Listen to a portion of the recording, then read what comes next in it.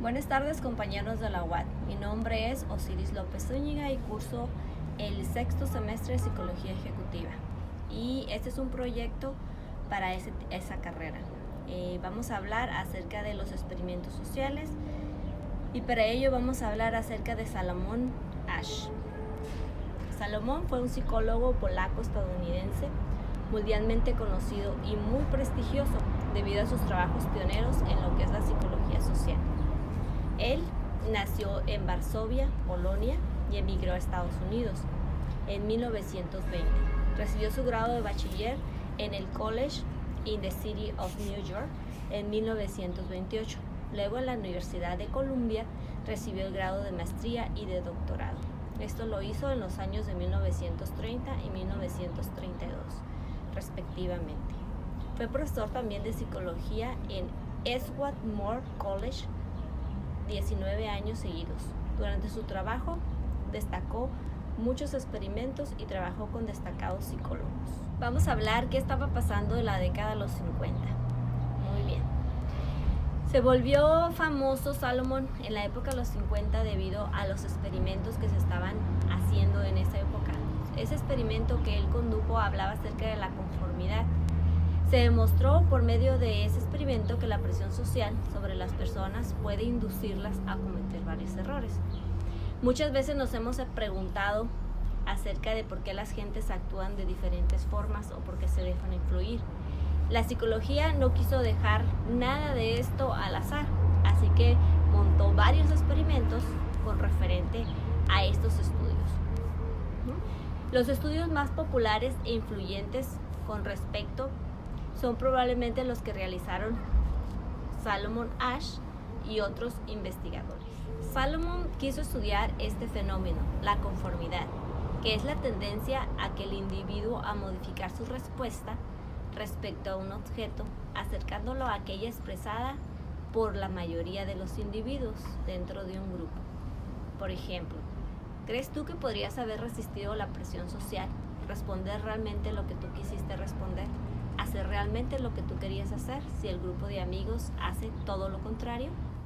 Para estos experimentos podemos ver que Asch no fue el primero en hacerlo. Otro de sus antecesores fue Sheriff, que 20 años antes estudió la conformidad utilizando estímulos ambiguos. Formó 3 grupos de personas en una habitación oscura con un punto de luz. Este punto de luz se proyectaba hacia la pared. Este punto parecía moverse en distintas direcciones, dependiendo de dónde se ubicaba el cuerpo. Pero estos cuerpos no tenían ninguna referencia. Realmente era únicamente una ilusión que esta luz se desplazaba. Estos 3 participantes deberían dar una estimación de cuánto se movía el punto. Y en eso consistía el experimento de Sheriff. 2 de los participantes que pusimos para ver las luces son colocados y dan estimaciones muy parecidas en solitario, mientras que la tercera persona se estima de forma diferente.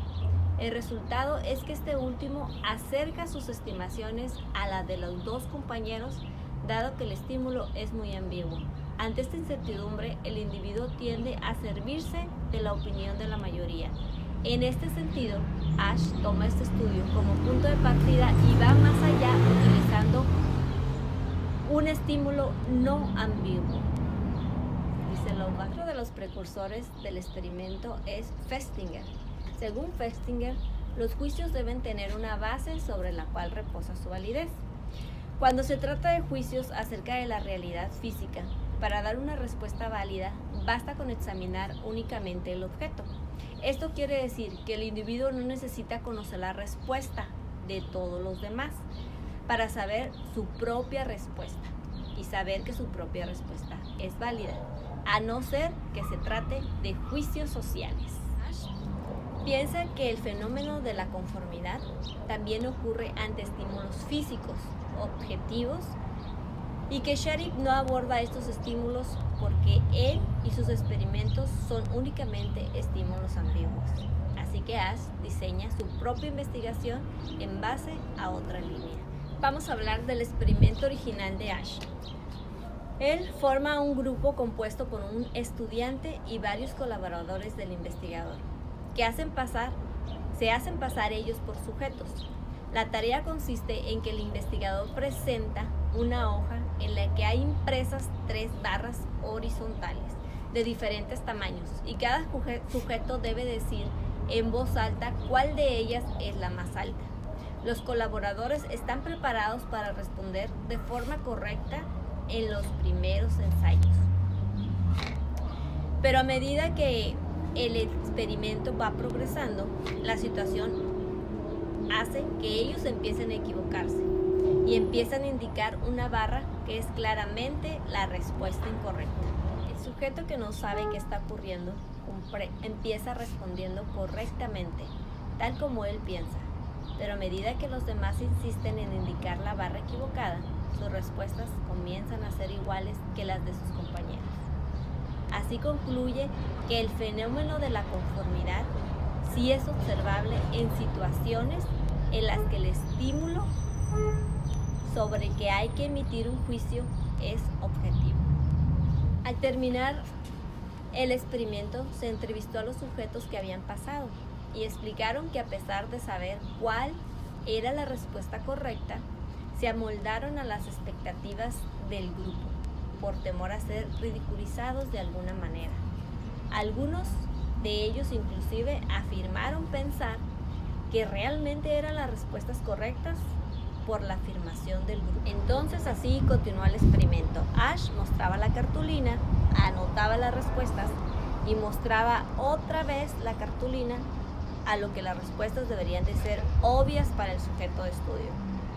Pero este contestaba de acuerdo a todo lo que era el grupo. Los resultados fueron que cada 3 personas de 4 se adaptaba a lo que era la presión social. Esto es, 3 de cada 4 contestaban la misma que contestaba su grupo al que estaban perteneciendo, a pesar de que sabían que estaban equivocados. Es crucial que todos estén de acuerdo para que se dé el fenómeno de conformidad, aún así siendo algo objetivo y tan evidente como unas líneas visibles. El fenómeno de conformidad y de presión social se da aún en nuestro tiempo. Aún sin hacer un experimento podemos ver que esto se da en nuestra vida cotidiana. Al pertenecer a un grupo nos unimos a la opinión de él. Por ejemplo, en la escuela, si alguien señala a una persona o a fulanito, a manganito, que es una persona desagradable y todos coinciden con la misma decisión, la persona que realmente lo empieza a conocer tiene esa impresión y comparte la misma opinión. Entonces, este fenómeno de conformidad no se puede romper. La única forma de romperla es tener una buena convicción, una opinión firme y auténtica de quién eres, de los valores que ejerces, y así poder romper el fenómeno de la conformidad.